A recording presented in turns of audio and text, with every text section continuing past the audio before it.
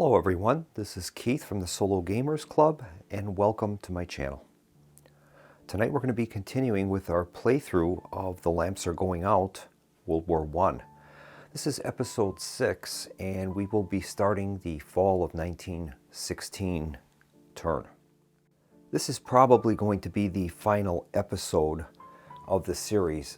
The Central Powers, if they cannot win an auto victory by taking Paris, they have to end the game in the fall of 1918 with 7 victory points, and I just don't think that that's going to happen. If I was the Kaiser at this point, I probably would have sued for peace with these conditions on the board.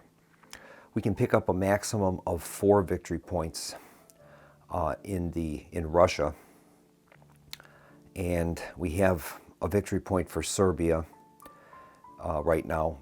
And we potentially could get a victory point for East Africa, and but I just don't. We're losing a victory point for the fact that the Rhine is taken. So I just don't think that we really have a viable chance to win the game. But we're going to play out this turn, and then I'm going to come back and give you my thoughts on the strategy that I've noticed in playing this game, and maybe we can all learn from my experience together.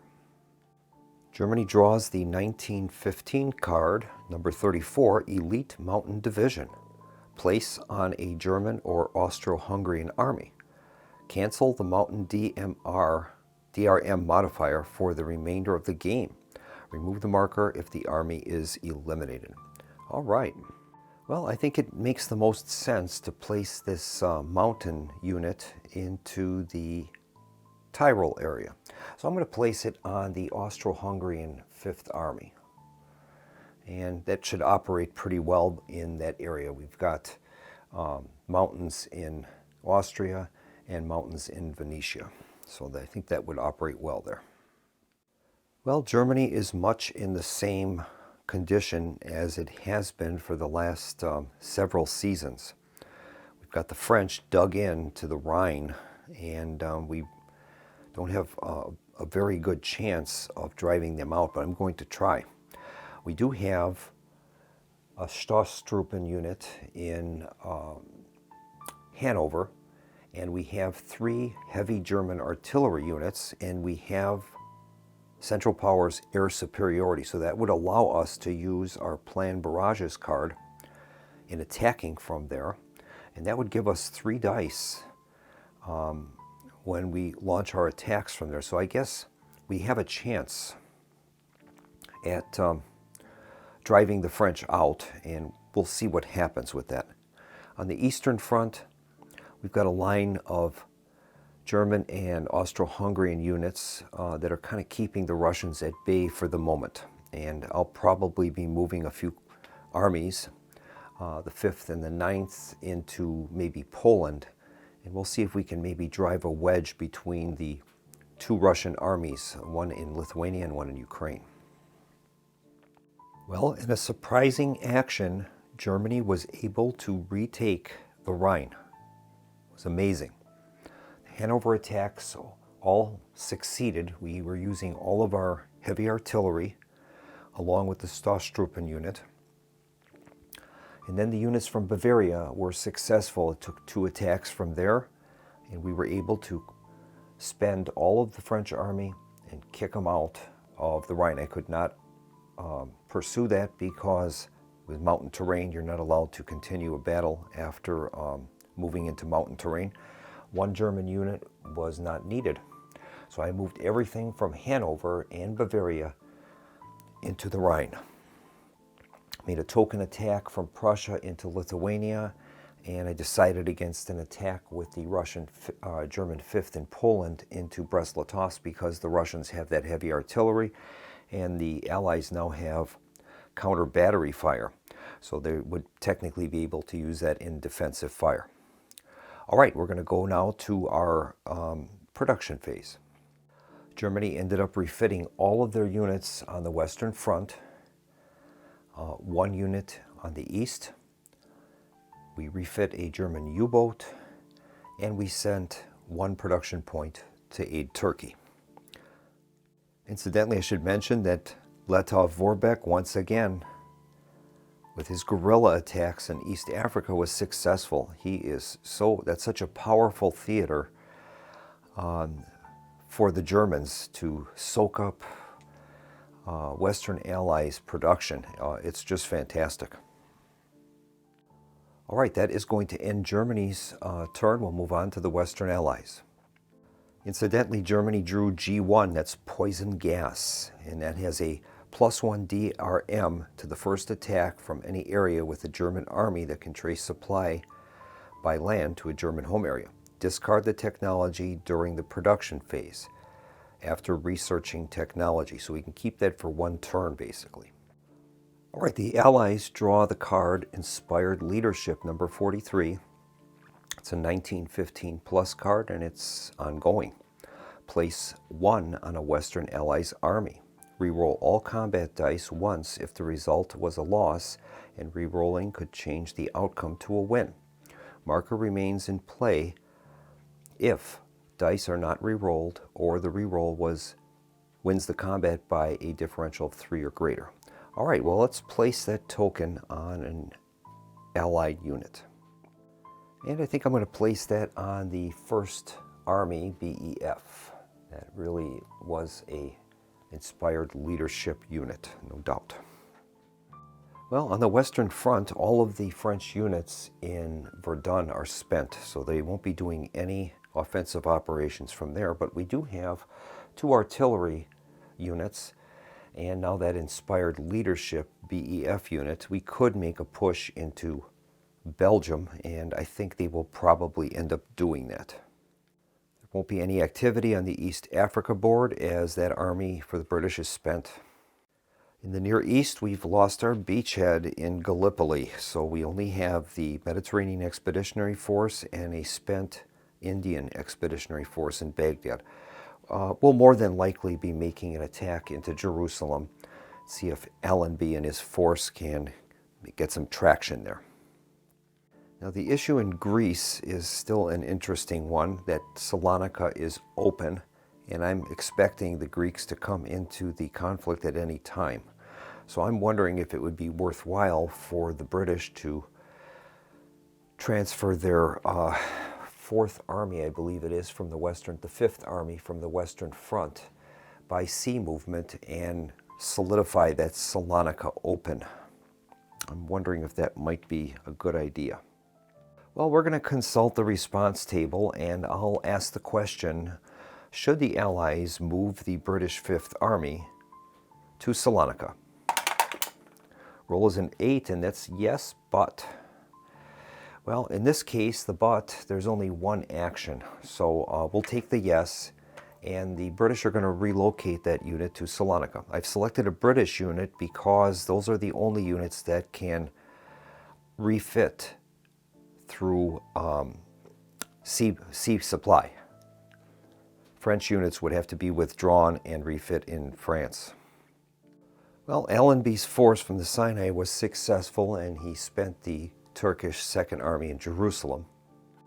The Western Allies attempted an attack using their artillery into Belgium. They were able to penetrate the German trenches, but they couldn't make any further progress. So I canceled the attack and saved a few of the French armies for future use. Italians made a token effort into Austria, but they had no effect. So the Western Allies were able to refit 4 French armies in Verdun. The British ended up refitting their army in East Africa, Sinai, and at Baghdad, and they were able to transfer 2 production points to the French this turn.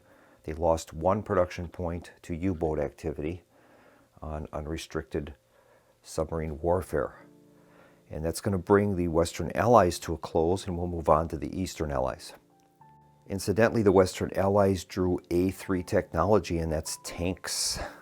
The French Renault light tank. Western Allies placed the tank marker in any area containing a land-supplied French or British army.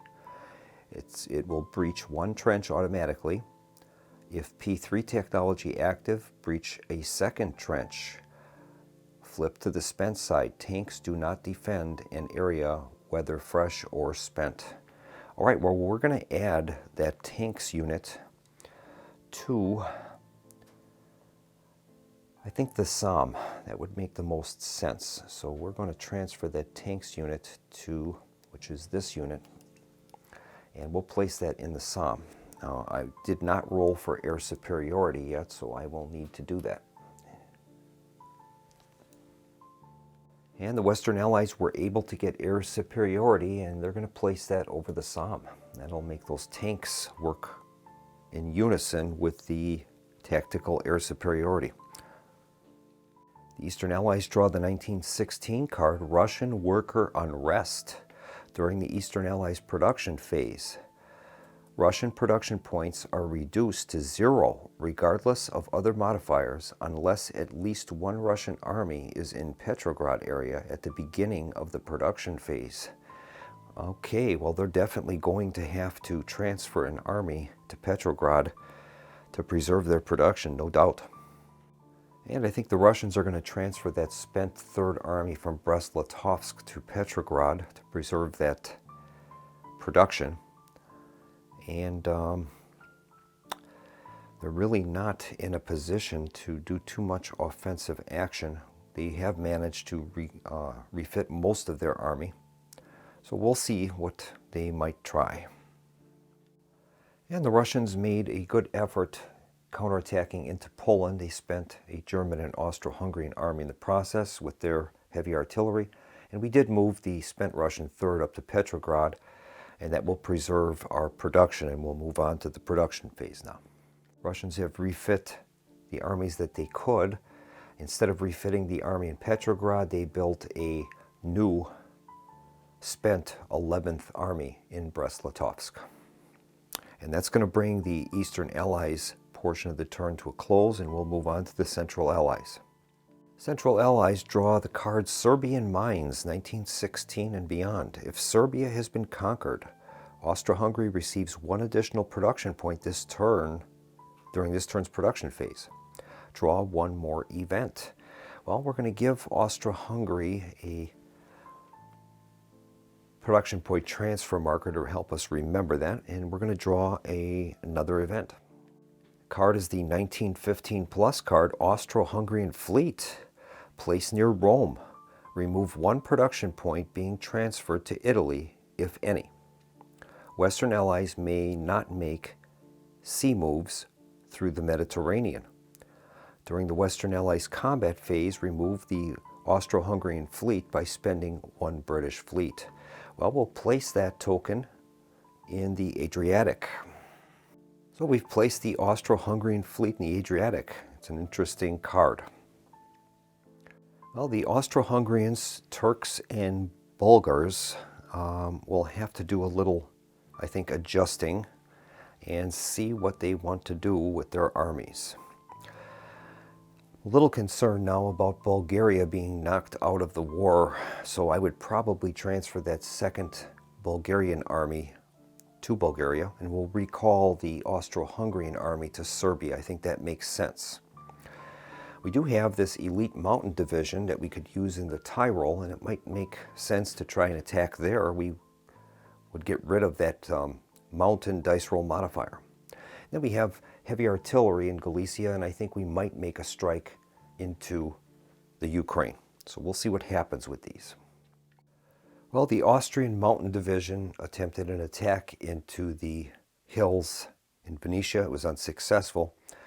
The Austrians nearly forced the Russians out of Ukraine, but they came up short. The 4th Austrian-Hungary Army was unable to gain the initiative and kick the Russians out. So we're going to go on to our production phase. Turkey, with the Russian or the German aid, has 2 production points this turn, and we'll definitely be refitting our 2nd Army in Jerusalem. And I think we'll refit the 3rd Army in Erzurum. That will give us some offensive capability on that Caucasus track. And we'll see if we can maybe force the Russians to apply resources into that front. The Austrians, with German help, have 4 production points this turn. And I think they're going to refit their armies in Poland and the 3 armies in Galicia.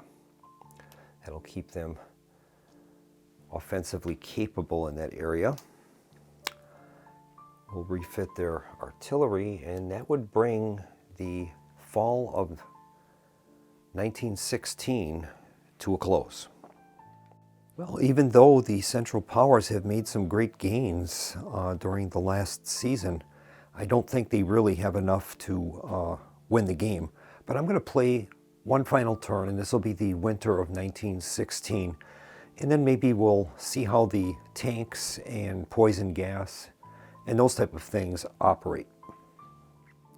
Now, with the British placing the Fifth Army in Greece, the Germans have the Central Powers have the ability to attack Greece.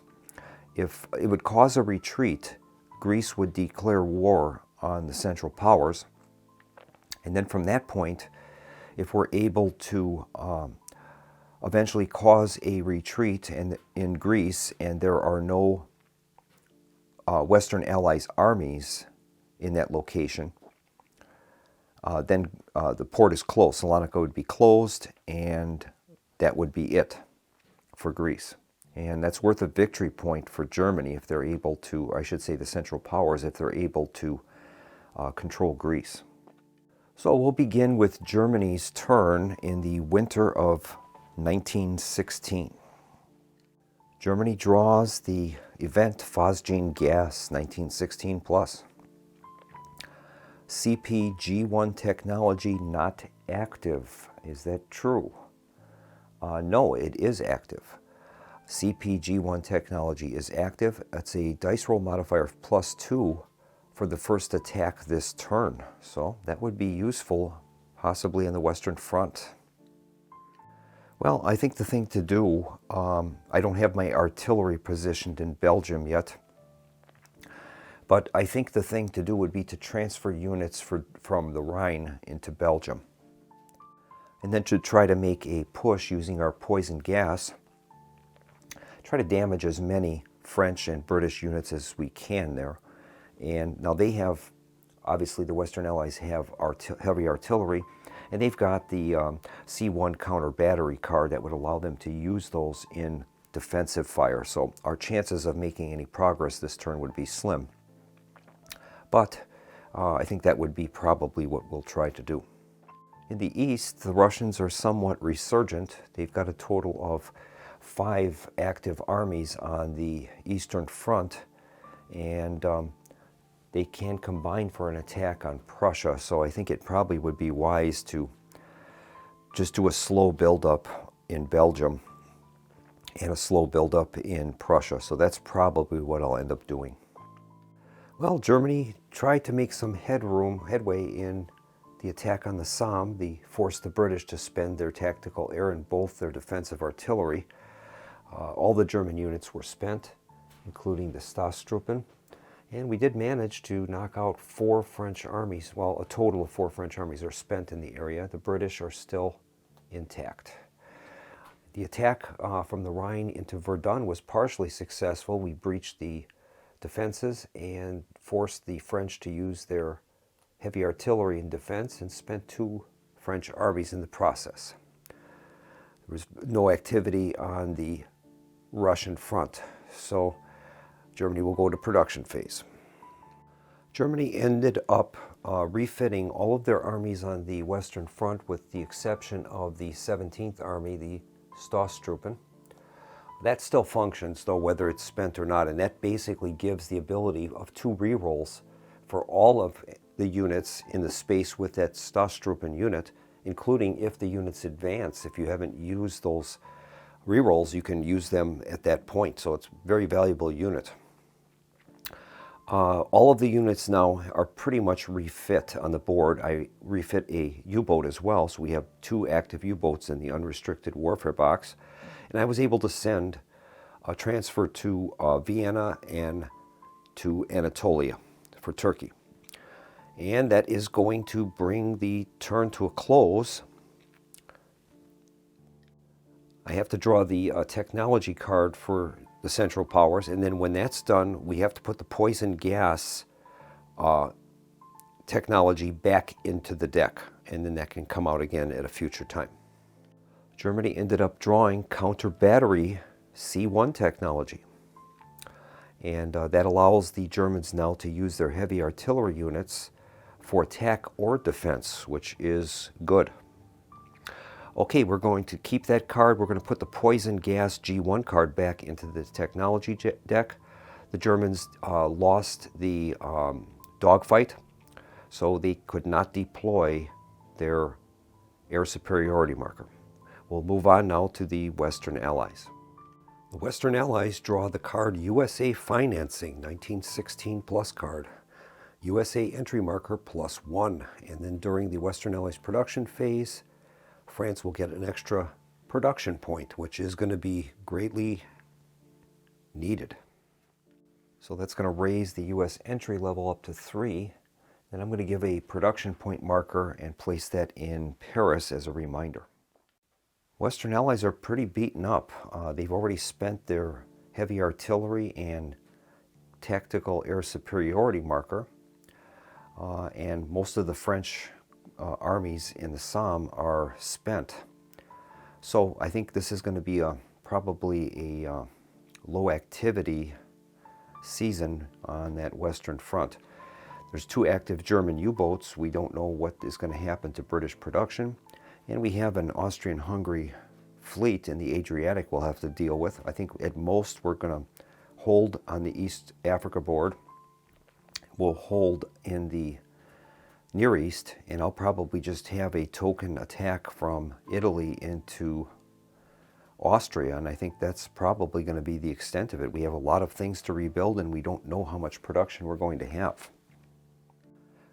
Well, the Italian attack into the Tyrol was unsuccessful. What we are going to do, though, is take care of that Austro-Hungarian fleet. So the Royal Navy is going to send down a task force from the blockade block. We're going to spend that British fleet, and that will take care of the Austro-Hungarian fleet in the Adriatic. That's going to be the extent of Western Allies combat. We'll go on to the production phase. The Italians will refit their 4th Army. With the US financing and the British production transfer from the previous turn, the French are going to have a total of 7 production points, and they're very badly needed. All right, the British lost 1 production point to unrestricted sub-warfare. They rebuilt one of their 3 spent fleets in the blockade box just in case that another card would come out where the British fleet would be needed. They built the 4th Army in the British Isles, and they transferred production 2 points to France and 1 point to Italy. And that is the extent of the Western Allies' turn. We'll move on to the Eastern Allies. Eastern Allies draw the card National Defense Act, 1916 plus. Winter 1916 game turn, and it is the winter of 1916. That's going to move the U.S. entry up by 3. Whoa! So the U.S. entry marker is going to move from 3 up to 6. They're only 2 spaces away from the U.S. declaring war. Uh-oh. Well, the Russians need to refit some armies and kind of bolster up the Ukraine a bit, I think. So we're probably going to transfer that spent 3rd Army from Petrograd to the Ukraine. And then we'll probably, since we have the Russian heavy artillery, we'll probably launch an attack into Poland. And we'll see what happens with that. And that's pretty much the extent of the Russian attack. Was 1 attack using the heavy artillery. They were able to spend the German 5th in Poland. But I didn't want to push too hard. We've got to repair those armies in the Ukraine. And I think that's what we'll do at this point. So I'll go on to the production phase. Russians have 5 production points with the increase from Petrograd. They were able to refit all of their armies on the Eastern Front, with the exception of the Caucasus Army in Kars. Their artillery would be reset, and that would end the Eastern Allies' turn. We'll move on to the Central Allies. Central Allies draw the card Arab Revolt 1916 plus, place in Anatolia. During the Western Allies combat phase, once per turn, a Western Allies army in a Near East area may roll one extra die on its first attack. Oh. So we'll place the Arab Revolt token in Anatolia. That's going to change things up a bit in the Near East. Now the Turks may have an opportunity here. We have on the Erzurum track, the 3rd Turkish army is ready to go. Caucasus army has spent. And Turkey has a total of 2 production points this turn. All of their armies are refit, so they might want to make an attempt on Kars. That would really shake things up on the Eastern Front, and that would demand Russia to have to respond. So I think that's probably what they'll try to do. In the Balkans, we would have a total of 4 fresh armies that we could use to attack that British army in Salonika. And what would happen there is, if we're able to force the British into retreat, the retreat is canceled and Greece declares war on the Central Powers, and then 2 additional armies from the Greek force pool would be placed in Greece, and Greece would be a Triple Entente power. So I don't know if the Germans, or I should say the Central Powers, would necessarily want to do that at this point. And on the Austro-Russian border, I think the Austrians would probably try to do some soak-up attacks on the Ukraine, perhaps. They have that heavy artillery. I think we would stand pat with the in the Tyrol. They have this elite mountain division, but that is spent, unfortunately. So I think they'll be holding position there. The Austrians made a couple attacks from Galicia into Ukraine. They spent a Russian army, but I ended up canceling that before committing the first army. The other attack failed. We lost our big push counter, and I didn't want to proceed any more. So we'll move on to our... I have to resolve the attack in Erzurum. I have to do that. And no, the Turkish Third Army was unsuccessful at driving out the Caucasus Army, unfortunately. So we'll move on to our production phase. The Turks ended up making a successful attack on the Indian Expeditionary Force in Baghdad, so both armies are spent. Turks have a total of 2 production points, and they're going to use those to refit the 3rd and 4th armies. That'll be the extent of the Turkish production. Austria will have a total of 4 production this turn, courtesy of the German transfer. And we're going to use those to refit our armies. 2nd, the 4th, and the 5th in the Tyrol will be refit. And I think that's going to do it. I don't have any more armies I can bring in, so I'm going to be wasting that production point, unfortunately. I have nothing else to refit. And that is going to complete the Central Allies' turn. They'll reset their artillery, and that would bring the winter of 1916 to a close. Well, we would be moving into the spring of 1917, but I think I'm going to call the playthrough here. I don't think Germany is going to be able to generate 7 victory points. I guess it's possible, but I really don't think that it's likely. My poor play at the beginning of the game really handicapped the Central Powers, and they were pretty much fighting an uphill battle right off the bat, and I put the final nail in the coffin when I sortied the High Seas Fleet, and when that was lost in the Battle of Jutland, I think it was pretty much over at that point. So what I'm going to do now is give you some strategy lessons that I learned, and they might be helpful for you when you play the game. Now this strategy will be from the Central Powers standpoint, but in some cases it would apply to any side that you're playing. First thing I learned is In the German opening strike into Belgium, if you have to use your rerolls from the Schlieffen plan, use them. You got to get to the Somme. It's very, very important. You don't want to be stopped short. If those rerolls fail, there's nothing you can do, but definitely use every option you've got. If you do get the first line formations as your first event draw, that makes it a lot easier. Second thing I learned is do not, as the Central Powers player, strip too many armies out of the Rhine. You always want to keep a parity there with the French forces in Verdun. Now you know that it would take a total of the number of armies plus one that are defending an area in order to have a chance to have those armies forced into retreat. So you always want to keep enough German armies in the Rhine. Even if you have the trenches, don't rely on the trenches too much. It helps, but it's not the level of defense that I thought it would be. And that cost me. The French moved into Alsace-Lorraine. I lost that production point for many seasons, and that really wreaked havoc with the Central Powers war effort. Another lesson I learned is, just as it was in the real war, the game designer is able to capture this with the heavy artillery tokens. Artillery kills. There's just no doubt about it.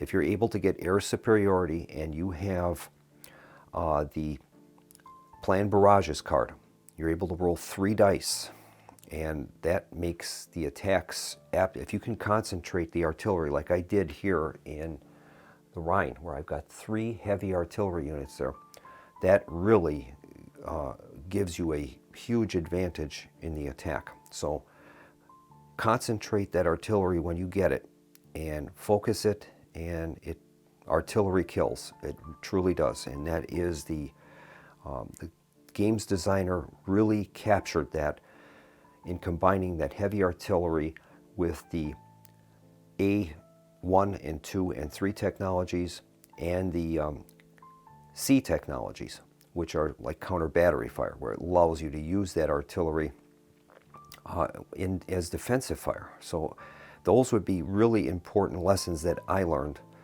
that I'm not going to make those mistakes in future games, that's for sure.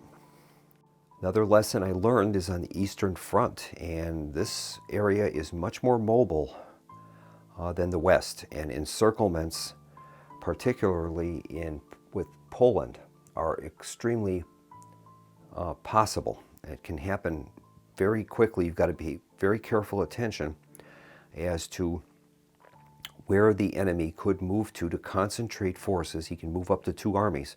So you might say, well, there's only 3 armies in Brest-Litovsk and I've got 2 in Poland. Well, he could move 2 armies from another area and then attack into Poland, driving your defenses back, and that offensive can continue. If he has enough armies there and they're fresh, you can continue attacking. The only time you can't do that is if it's swamp terrain or in mountains. The attack stops with that defensive terrain. But in the flats of Poland and eastern Poland, there can be a lot of encirclements here, and there's a huge opportunities for both sides, both Germany coming through Lithuania into Minsk, and the Austrians coming from Galicia into Ukraine. You could encircle a huge Russian army in Brest-Litovsk very easily. Same goes for the Russians. They can drive into Poland, sever the line of communications with Prussia, and deny the Germans the production points and put any army they have in Prussia under threat. So that would be the next lesson that I learned. Another lesson is the importance of the minor East African campaign. Leta Vorbeck must have consumed or forced the Western Allies to consume probably half a dozen production points with his guerrilla war in Tonga. And the British have to respond, because if they lose, if they're driven out, not only do they lose a victory point, they're losing a production point for their colony there. So it's very important to the British to keep that. And whenever someone covets something and you attack it, you're forcing them to respond. So I think the only way the British can deal with this is if they survive the guerrilla attack on turn 1. they need to strike and try to get a Leto Vorbeck to be spent. Then his guerrilla attacks would only succeed on a roll of 6 instead of 5 or 6. So it's a big difference. And then they can actually start maybe moving him down the track and possibly win the East African campaign. I really enjoyed the Near East theater. It's quite interesting. We had a landing in Gallipoli, which was by event card, forced us into doing it. And that was a very, very interesting campaign. The arrival of Mustafa Kemal probably saved the Turks from losing Constantinople. And then you've got the arrival of von der Goltz, and he offers a +2 attack for a Turkish army. And the Baghdad track in Basra is very expensive for the British to maintain. It costs 2 production points to refit any armies that are in Baghdad. So the British have to be careful. I made an incursion into Baghdad early, but it's expensive to do that. Another thing I discovered is the power of tactical air superiority, especially when you are in mountain terrain. When the French moved into the Rhine, they were gaining the +1 for the defense of the mountains, plus they had tactical air superiority in the area, and that made my life absolutely miserable. Germany did not have aerial technology at that point, so the French were able to keep deploying that tactical air superiority marker in the Rhine, and I just couldn't make any progress until I was able to get these German heavy artillery units combined with the planned barrages card. And I think the designer has done a really great job in modeling that the use of aircraft. The aircraft are not only do you get the tactical advantage in that space, but the way he's got it modeled, aircraft are also important as spotters when you're using the heavy artillery in order to gain that planned barrages ability where you can roll 3 dice. So I think it's really an interesting model, and the dogfight ability where you roll a die for each level of air technology, and the high rolls allow you to place that number of air superiority markers on the board. And I think it's just an excellent way that he has incorporated all of these things to make a very thematic World War I game that is it's very intriguing on how the rules all blend together. Another thing I learned is regarding the naval war. The Germans probably should not risk their high seas fleet until they can get, there's a U-boat card that gives them a reroll for their high seas fleet when it's in naval combat. And I think that might be the time that Germany might want to challenge the blockade, is when they get that card. That would be a huge advantage in the undersized German high seas fleet in challenging the blockade. So it might be best to wait until that, I believe it's a U2 technology. Yes, each German fleet may make 1 reroll of their naval combat attack dice. So when you get that U2 technology, fire control, that would really be a good time to challenge that blockade. But it's all luck of the draw when it comes to the technologies. Now, I know many people will probably organize, if you want to play historically, there would be a way to organize the technology cards in a certain order that would be more historical. But as a solo gamer, I enjoy that luck of the draw from the technology deck. I think that is a wonderful element that allows the game to be new and different every time. And that's also another thing that the developer and designer have incorporated, is how the event cards work. You're adding in new cards every spring, and the deck is shuffled, and you never, some of the cards that you might be expecting, say in 1915, don't appear. Then they get shuffled in with 1916 cards. They could be put at the bottom of the deck, and that card never gets drawn. You could be expecting, like in our case of this game, Romania and Greece never came into the conflict yet. So it's very interesting in you kind of know what you might happen, but you never know if it will happen. So you're always planning for contingencies with this.